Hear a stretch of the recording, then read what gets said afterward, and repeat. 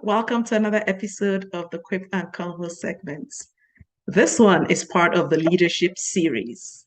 Okay? So you'll see my guest bio right after this. And yes, she was with us in February. So join us in the Quip Corner.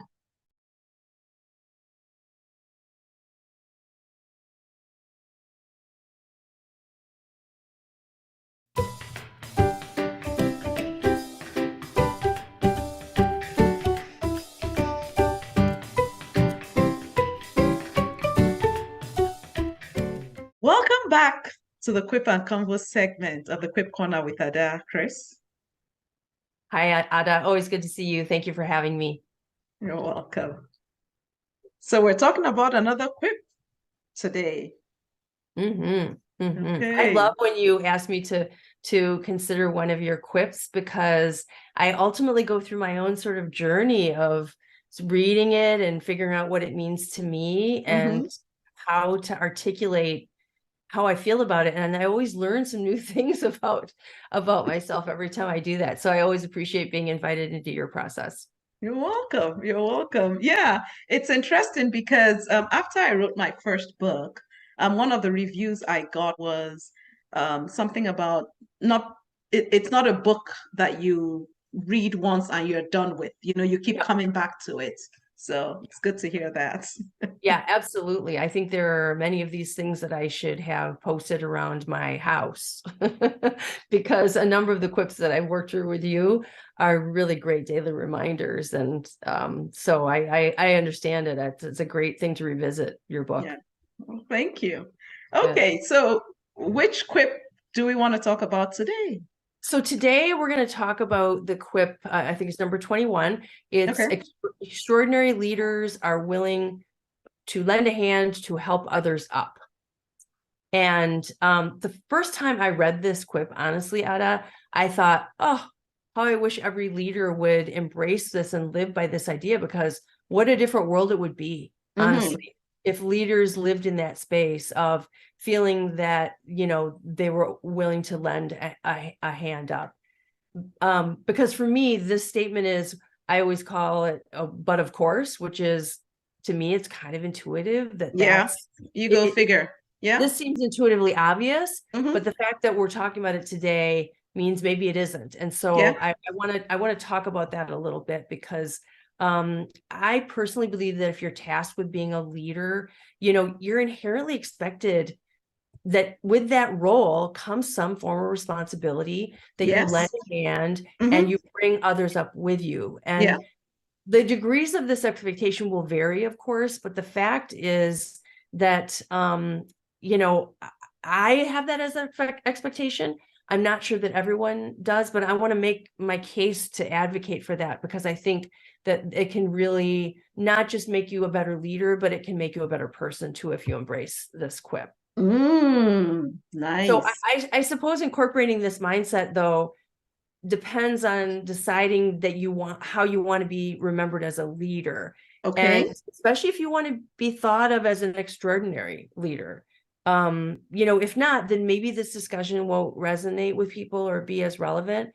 But if your legacy drives some of the choices that you make, Yeah. those choices are going to be different, of a different quality, if you feel that your legacy is important. For me, I do want to be remembered as a great leader. And so Yeah. I do think about what I need to do, that's going to sustain beyond the role that I have held as a leader once I leave the role. I've been the president of my professional association. I currently serve on the board of a educational institution and lead one of the committees. And so I have lots of opportunity to be a leader. And I Mm-hmm. think about that. I think about what my role is beyond the task that is officially assigned. Because I think there's two things. There's, Yeah. yes, task, but I think there's more to it than that. So today I want to work on the assumption that anyone listening really has broader interests about their personal performance than like the immediate challenges that they're facing in their Okay. job. Yeah. They're Yeah. thinking beyond their time in the position. And Yes. leaders with this mindset, they will know that they will benefit when the company succeeds, but also as a leader, they can't do it themselves. And Yes. they need others to achieve their performance goals. They need others to achieve their potential in Yeah. order for them to be successful as a leader. And there's value in remembering that you need every team member to contribute, not just the leader. Mm-hmm. And the skills that you don't have, somebody else on the team has. Yeah. Keep that all in mind when you're a leader, that in order to get to the best solutions, you need to have everyone around you also performing at their best. Nice. Now, I don't think everyone thinks this way, but to me, the words respect and humility are an important part of the equation for leadership success, Yes. because Yeah. I don't think you really belong in a leadership position, or you're not going to be successful if you don't have the mindset that this collective of the team around you is greater than the individual contribution. And anyone who's played on a sports team, I was very involved in sports, my children were involved in sports. If you've been on a football team or a baseball team or a soccer team or a volleyball team, it takes all the positions to win. Yes. Mm-hmm. You can't just go out there as the pitcher and win the game. You have to have all the people on the field behind you. Yes.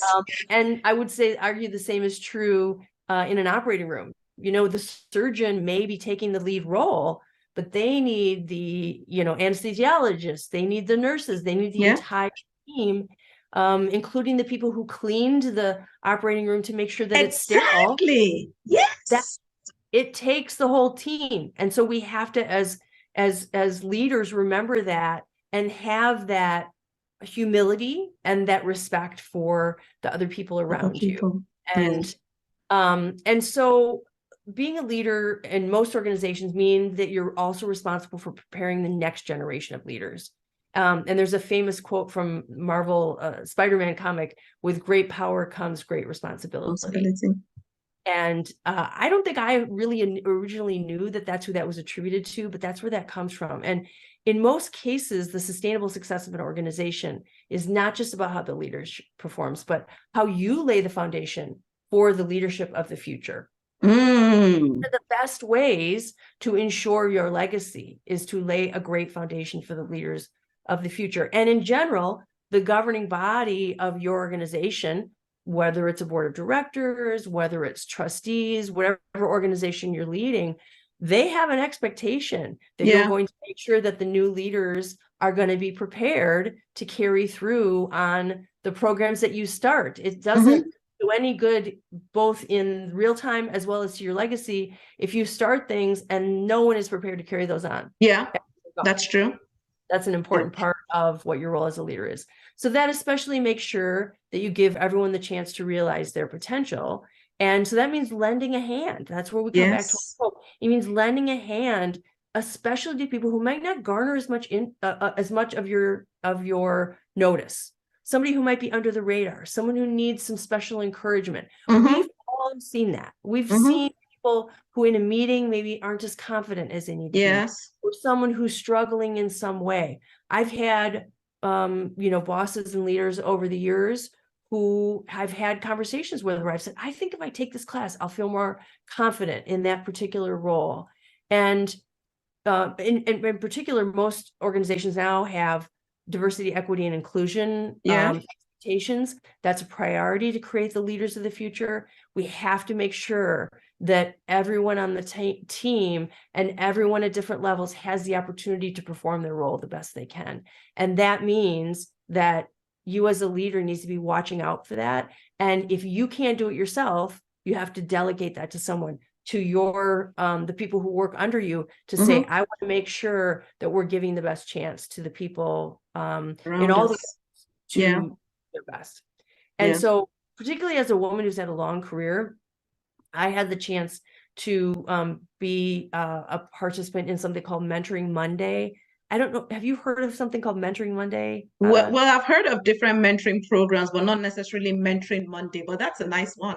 Yeah, it's something that I live near Milwaukee. The Milwaukee Business Journal does it. I think all of the business journals across the country do this. It's called Mentoring Monday, and it's where women come together, and it's almost like a speed dating. They do like a horseshoe, and on the outside the Yeah. experienced women And are inside, there. yeah.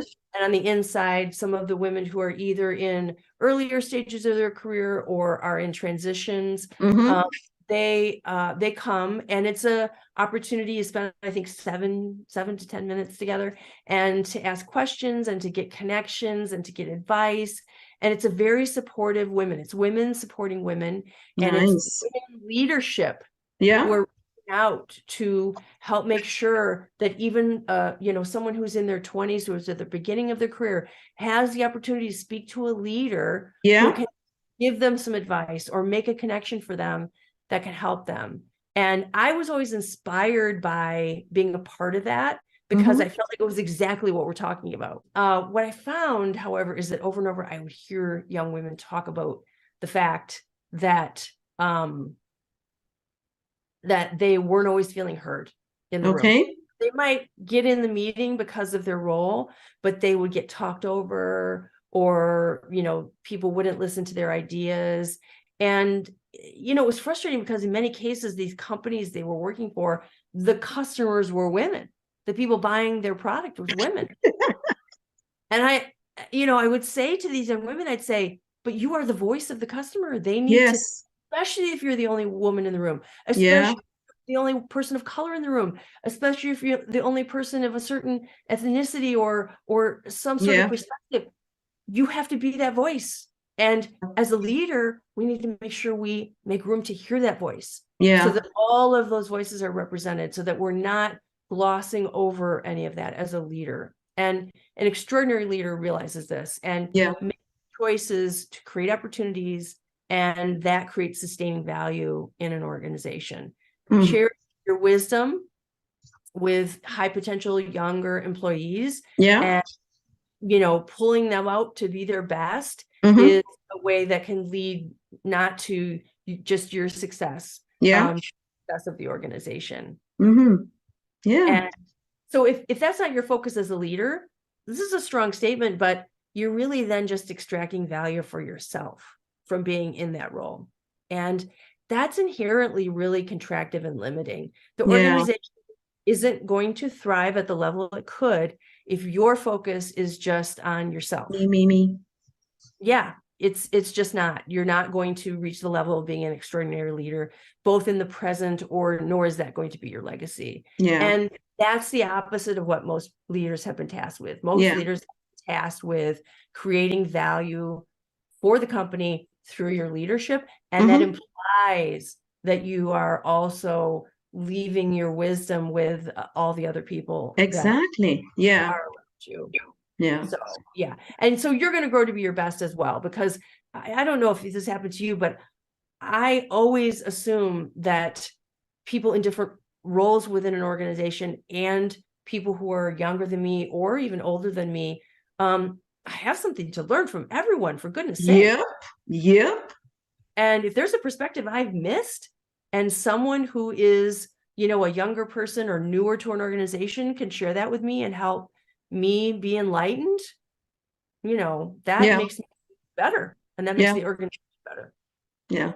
And Early, it's interesting you say that, yeah, because one of my personal mantras is yeah, we learn every day.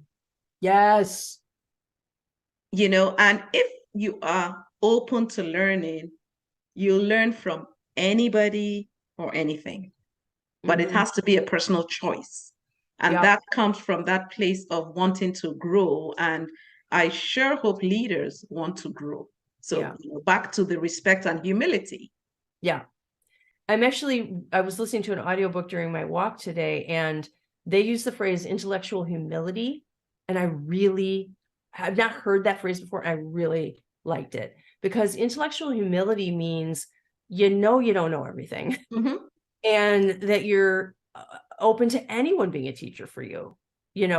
Don't dismiss someone who it comes from a different background than you. Yeah, Maybe yeah, yeah. maybe someone came up through the sales rank and you're in the finance area, and you don't think they have anything to teach you. They probably Okay. do, actually. Yeah, And yeah, so you're right, if you have a mindset of being open to learning from everyone and having intellectual humility, there's a lot that you can take away from that. And when I was early in my career, I was told to always seek to hire people who could potentially be my boss someday. Now, I didn't have a chance to hire very many people in my career, a couple, but that perspective always stayed with me, which Yeah. is, if you're an extraordinary leader, you have to be brave enough and confident enough to hire someone who could potentially replace you someday. And think about how great of a reflection that is as part of your legacy. If you're the person who hired the next president of the company, or Yeah. you're the person who hired the person who established the biggest patent for the Yeah. company, or Yeah. you're the person who hired the person, who had the biggest breakthrough, right?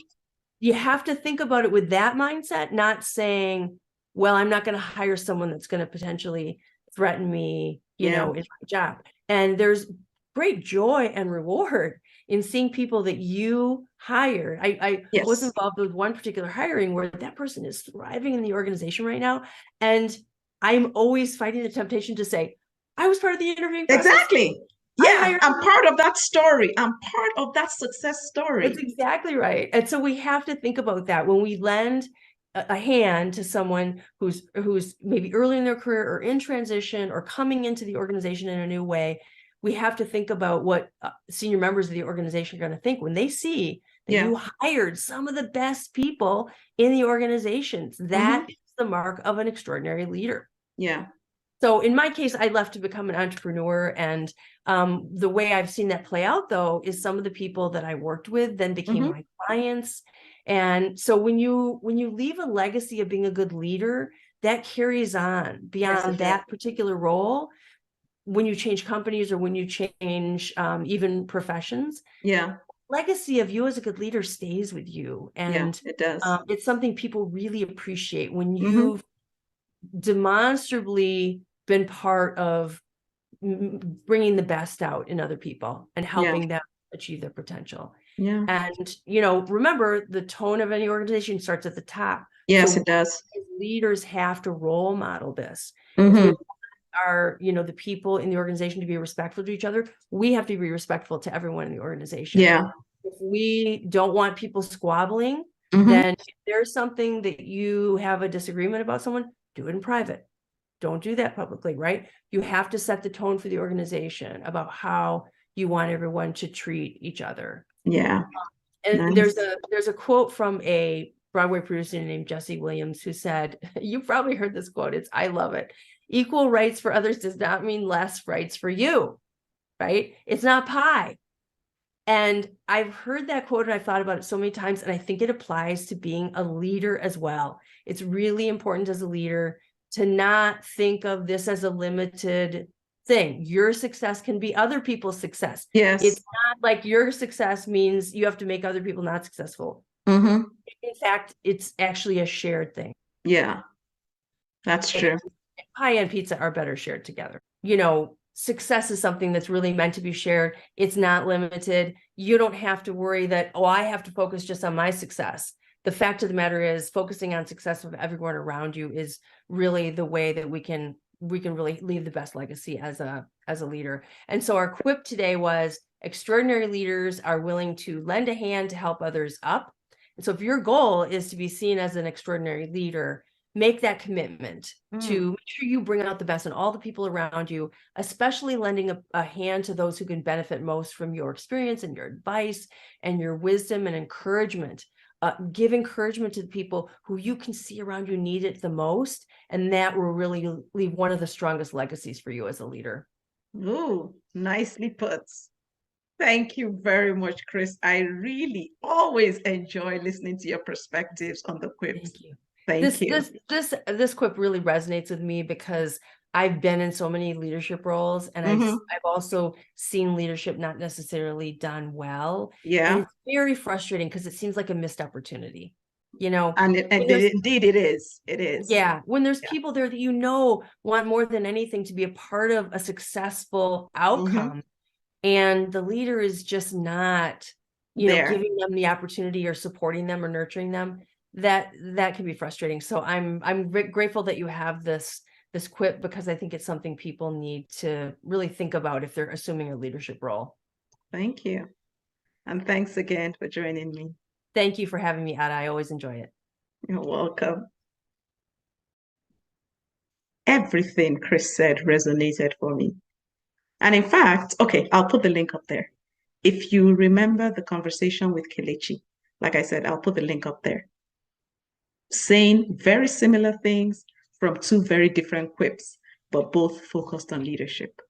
So, have you met any extraordinary leaders?